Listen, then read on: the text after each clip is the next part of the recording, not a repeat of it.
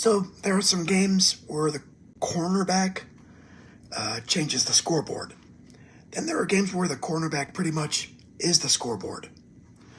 October 16th, 2022, Panthers at Rams at SoFi Stadium. For a while, Donte Jackson was the reason Carolina had any business winning this game at all. This is Panther 7 out of 100. The Panthers came into Los Angeles at 1-4, and the week before had already been a mess before anybody got on the plane. Matt Rhule was fired 6 days earlier, and that ended his run as Carolina's head coach, after starting 1-4 and going 11-27 overall.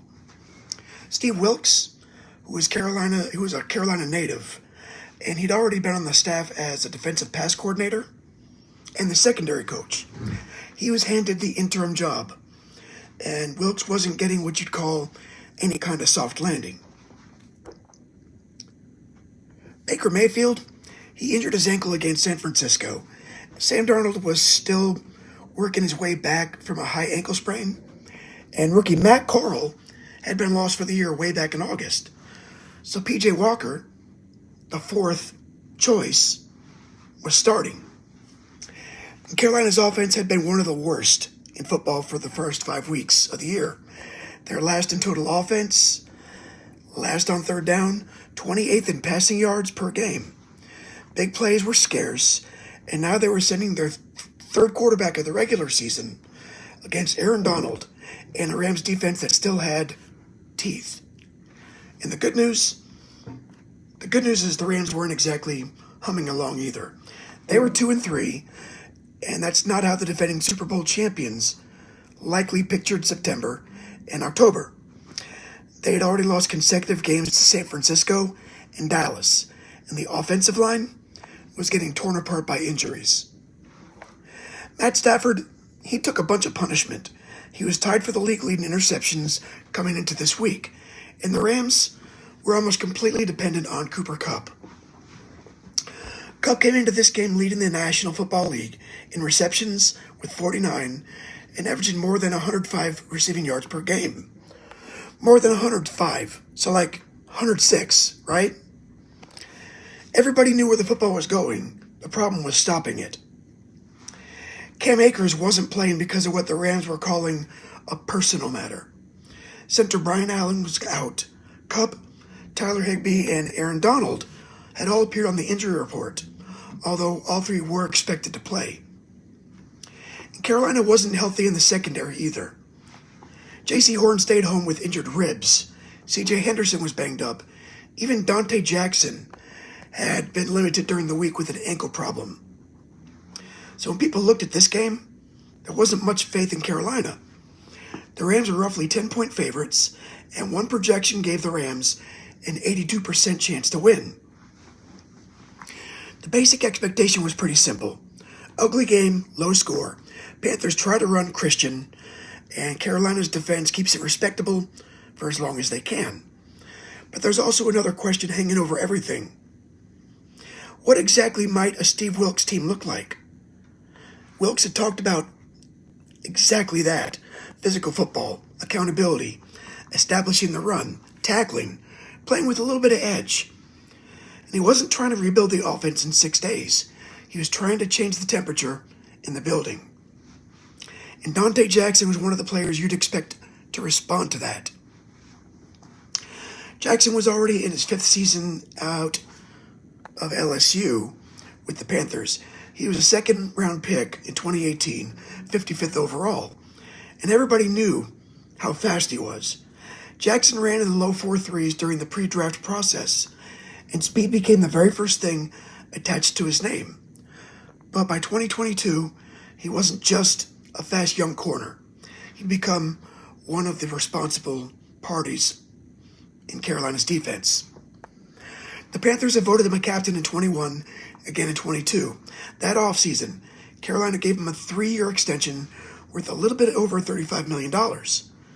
He was only 26, but in a secondary built around guys like J.C. Horn and C.J. Henderson, Jackson had become the veteran. And he'd already picked off 12 passes in 4 seasons. Okay, so let's get on to the game. Carolina got the ball first, and Wilkes does exactly what he said he wanted to do. Run it. Christian McCaffrey got involved immediately. P.J. Walker isn't being asked to win the game with his arm. Carolina takes more than 6 minutes off the clock and drives 51 yards before Eddie Pinheiro hits for 42. 3-0 Panthers. And this is working. The first quarter ends with Carolina having outgained the Rams 105 yards to 24. And think about that. The 1-4 Panthers, 6 days removed from firing their coach, with P.J. Walker starting on the road against the defending Super Bowl champions. The Panthers are controlling the game. But Carolina's not turning that control into touchdowns, and you can feel that there's where the problem's going to be. The Panthers get another decent possession going, but they stall. Johnny Hekker pins his old team at the 7, and the Rams finally settle in. LA puts together a long second quarter drive. Stafford converts third downs. Kupp keeps getting involved. Carolina forces a couple of difficult situations, but can't get off the field. On 3rd and 7 from the Carolina 12, Stafford hits Darrell Henderson for 7 yards. Jackson makes the tackle, first down. And one play later, Stafford finds Allen Robinson for a 5-yard touchdown, 7-3 Rams. Carolina answers with 3 running plays and a punt. So now LA has the ball in its own 20 with 2:35 left in the half. And this feels dangerous. The Rams just went 73 yards on Carolina. They finally look comfortable. If they score here and get the ball after halftime, and suddenly a weird little 3-0 Panthers lead could become 21-3. Darrell Henderson runs for 3, 2nd and 7. Stafford goes no huddle. Cooper Kupp lines up to the left, and Stafford wants Kupp. Of course he does. The entire Rams offense has revolved around Cooper Kupp, a third-generation NFL player, by the way. Hi, Sunard. Stafford takes the snap and throws it short to the left. Jackson sees it, breaks in front, pick. And there's nobody between Donte Jackson and the end zone. 30 yards, touchdown, pick 6. 10-7 Carolina. It was Jackson's 13th career pick and his first NFL touchdown. I love the timing of this thing. The Panthers' offense had produced 3 points. The defense just spent about 8 minutes on the field. LA finally seemed to take complete control. And Donte Jackson, he dry erased it in about 3 seconds. Carolina's defense had now scored its 3rd touchdown in 4 games, the most defensive touchdowns in the NFL at that point in the season. The Panthers force another Rams punt and take a 10-7 lead into halftime. And now, you got to be thinking they're wondering, can Carolina actually steal this thing? Hello, Russia. Los Angeles opens the 3rd quarter with a 3-and-out. Carolina does the same. Then the Rams start moving. Stafford hits Kupp for 13 on the opening play of the next drive. Hello, mystery. Jackson makes the tackle, and not long after that, Jackson's day, it's over. The ankle that bothered him during the week flares up again, and he leaves the game. That matters, because J.C. Horn isn't even there in L.A. Now Carolina's already digging deep in their cornerback depth chart. The Rams drive 87 yards. Carolina does manage to stop them at the 3, so Matt Gay kicks a short field goal. It's 10-10. Carolina goes 3-and-out. Los Angeles gets it back. And now you can see the dam starting to crack. Stafford hits Allen Robinson for 22 yards. Then Sean McVay gets a little creative. Ben Skowronek takes a jet sweep from the Carolina 17 and runs it home. 17-10 Rams. Meanwhile, the Panthers' offense has just up in smoke, disappeared. After gaining 105 yards in the first quarter, Carolina gained a total of 98 yards over the final 3 quarters combined. And somewhere in all this, we've still got the Robbie Anderson situation. Do you remember this? Cameras catch Anderson arguing with wide receiver coach Joe Daly, and it continues. Eventually, Steve Wilkes sends Anderson to the locker room, not benched, Not told to cool off at the end of the bench. Locker room. The next day, Anderson would be traded to Arizona. So if Wilkes wanted his first week to establish nobody was above the team, he got a chance to demonstrate that philosophy right away. Meanwhile, the Rams keep the ball. Third down after third down, Carolina can't get off the field, and their injuries keep stacking up. Corey Littleton goes down. C.J. Henderson, concussion protocol. By the fourth quarter, Carolina's available corners are Keith Taylor and Tay Hayes. He'd been elevated from the practice squad. So, Walker eventually leaves with a neck injury. Jacob Eason comes in, and LA puts together one more long drive, culminating with a Darrell Henderson 2-yard touchdown, 24-10. And that's the final. Carolina does make one final trip into the red zone. Eason hit McCaffrey for 49 yards to get him there, but a tipped pass is intercepted by Nick Scott. Game over. Game over, man. The numbers are strange because they show exactly how this thing slipped away. Carolina had 117 yards at halftime, and LA had 128, an 11-yard advantage. By the end, the Rams had 360, Carolina had 203. The Panthers finished with 8 first downs. 8 first downs. They went 2 for 10 on third down. P.J. Walker threw for a grand total of 60 yards. DJ Moore caught 3 passes for 7 yards. Carolina's only touchdown was Donte Jackson's. Jackson himself finished with 2 tackles, 1 pick, 30 return yards, and 6 points. And he didn't even finish the third quarter. Afterward, Steve Wilkes said he was proud of the locker room considering what they'd been through that week, but he kept returning to third down. The offense couldn't stay on the field, and the defense couldn't get off it. Wilkes specifically pointed to Jackson's pick 6 as one of the positives they could build from. Jackson's play was basically the visual representation of what Wilkes wanted the defense to become. See it, attack it, finish it, and then survive long enough for the offense to help. But that last part never happened. Wilkes also addressed Robbie Anderson without really directly addressing Robbie Anderson. His message was, nobody's bigger than the team, including himself. P.J. Walker said the locker room was in good spirits.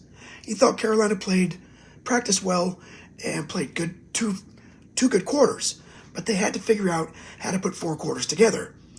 Strangely enough, they were about to. Here's a little side road. Donte Jackson and DJ Moore arrived in Carolina together in the 2018 draft. Moore in the first round, Jackson in the second.